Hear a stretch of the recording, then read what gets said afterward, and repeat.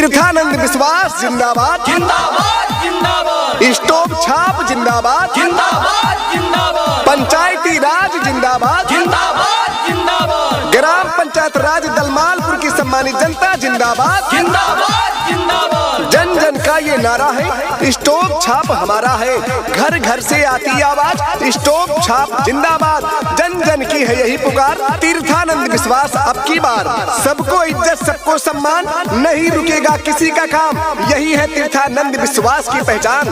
Gram panchayat राज दलमालपुर प्रखंड अमौर पूर्णिया से गरीबों के साथ कंधे से कंधा मिलाकर चलने वाले, गरीबों के हक की लड़ाई लड़ने वाले, गरीबों के हर एक दुख दर्द का समाधान करने वाले, आपके अपने जाने पहचाने समाज सेवी, सरपंच पद के लिए कर्मठ ईमानदार सुयोग्य शिक्षित योग्य लगनशील उम्मीदवार तीर्थानंद विश्वास, जिनका चुनाव चिन्ह है स्टोव छाप, जो नमूना पत्र के क्रमांक संख्या 1 पर अंकित है। तो जी हाँ मेरे प्यारे भाइयों और बहनों, जी हाँ मेरे प्यारे मतदाता साथियों, आप सभी से हाथ जोड़कर निवेदन है कि आने वाली 12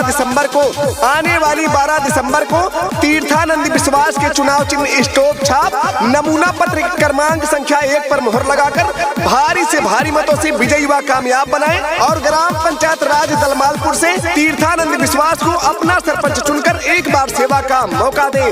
बैलेट पेपर का 1 नंबर खाना, स्टोव छाप पर मुहर लगाना। भाइयों और बहनों भूल न जाना, स्टोव छाप पर मुहर लगाना, किसी के बहकावे में ना आना, स्टोव छाप पर ही मुहर लगाना। गायक सोनू सावरिया, अयोध्या। अब की जिताना है, पंचायत का सरपंच बनाना है। अब की जिताना है, पंचायत का सरपंच बनाना है। इस स्टोव छाप वाले खाने पर मोहर लगाना है। तीर्थानंद विश्वास जी को भारी मत से विजयी बनाना है। अब की जिताना है, पंचायत का सरपंच बनाना है। तीर्थानंद विश्वास जी को भारी मत से विजयी बनाना है। इस स्टोव छाप वाले खाने पर मोहर लगाना है। मेरे प्यारे भाइयों और बहनों, तीर्थानंद विश्वास का कहना है, जात पात का भेद नहीं, मानवता धर्म हमारा है, झूठा वादा कभी नहीं, विकास और न्याय हमारा नारा है। सबको इज्जत सबको सम्मान, नहीं किसी का हो अपमान, गरीब अमीर सब एक समान, हर व्यक्ति का हो सम्मान। मेरे प्यारे भाइयों और बहनों, विकास के नए फूल खिला के देख लो, तरक्की की खुशबू बिखरा के देख लो। बहुत देख लिया अनुभव का झूठा प्रचार, इस बार तीर्थानंद विश्वास को आजमा के देख लो।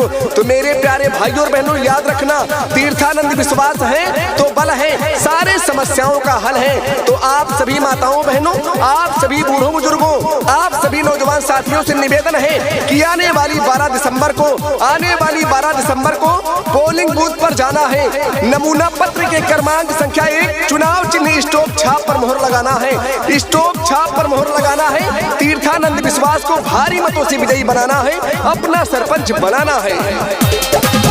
चाचा चाची भैया भाभी भूल न जाना, इस स्टोव छाप पर मोहर लगाना। चाचा चाची भैया भाभी भूल न जाना, इस स्टोव छाप पर मोहर लगाना। पोलिंग पे जाना है,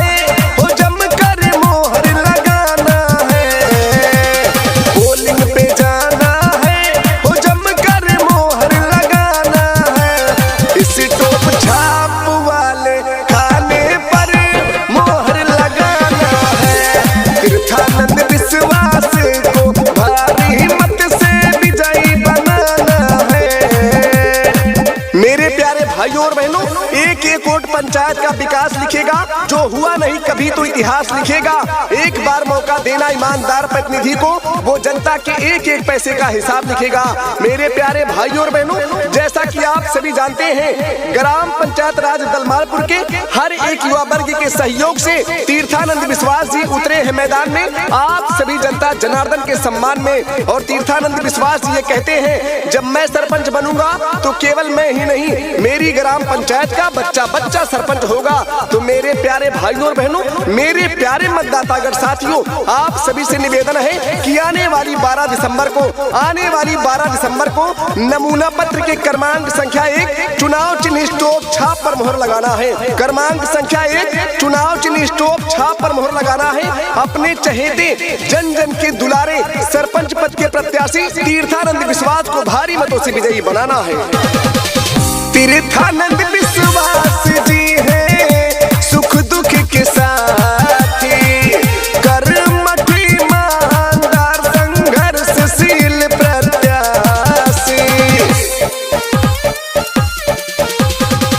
तीर्थानंद विश्वास है सुख दुख के साथी, कर्मठ ईमानदार संघर्षशील प्रत्याशी। साथ निभाना है वो मिलकर साथ निभाना है, साथ निभाना है वो मिलकर साथ निभाना है। तीर्थानंद विश्वास जी को भारी मत से विजयी बनाना है। इस टोप छाप वाले खाने पर मोहर लगाना है।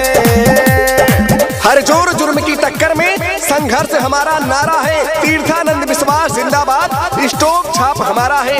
मेरे प्यारे भाइयों और बहनों, तीर्थानंद विश्वास जी कहते हैं, वोट नहीं कर्ज मांगता हूँ, ब्याज सहित लौटा दूंगा।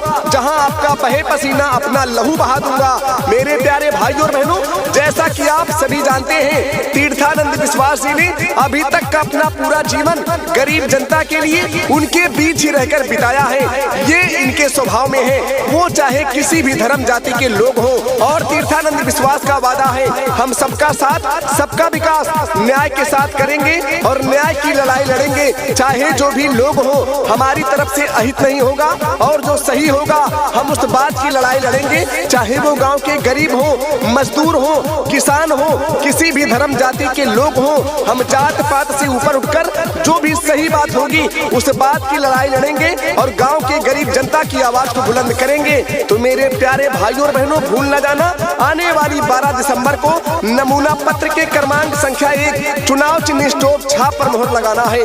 नमूना पत्र के क्रमांक संख्या 1 चुनाव चिन्ह स्टॉप छाप पर मोहर लगाना है। तीर्थानंद विश्वास को भारी मतदान देकर विजयी बनाना है, अपना सरपंच बनाना है। 12